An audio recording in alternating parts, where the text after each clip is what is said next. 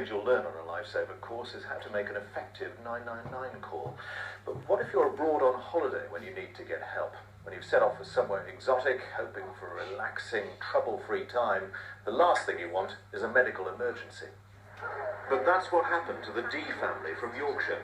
Sammy and Simon arrived in Sardinia with their 2 children for their first foreign holiday, and will be grateful a British doctor was making the same trip.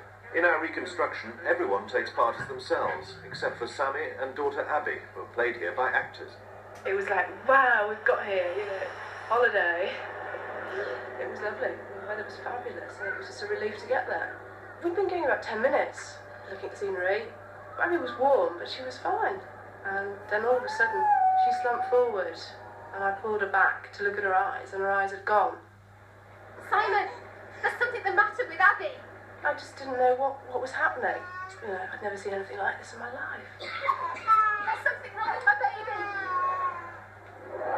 I wasn't even supposed to be on that coach. My coach was full, so by an amazing coincidence, I just happened to be in the right place at the right time. Abby was obviously very hot and having a fit, so I told Sammy to strip her off as quickly as possible. I took her and placed her in the recovery position.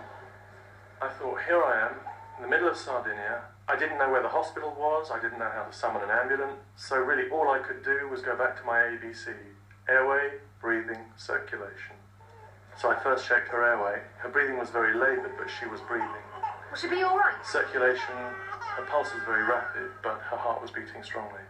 But she was very hot, and as I touched her, my hand almost burned. My diagnosis at that stage was one of febrile convulsion. That's where the temperature goes up so high that the body can't cope, and the child fits. I need water and a towel, quick! Nobody came forward to start with, but then when he shouted again, people realised that this was an emergency. Mineral water, juice, Coke, any liquid you've got. Febrile convulsions aren't necessarily life-threatening, but they can be fatal if left untreated effectively. The situation with Abby was very serious. I was pouring drinks onto her. Her temperature continued to be high and she was getting worse. So I asked them to open the doors and the windows of the coach to try to get a through draft to cool her down.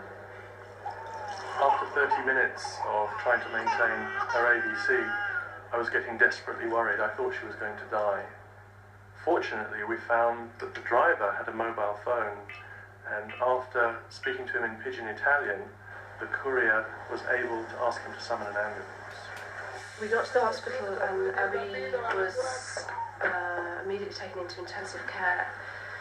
She was on a life support machine for 18 hours.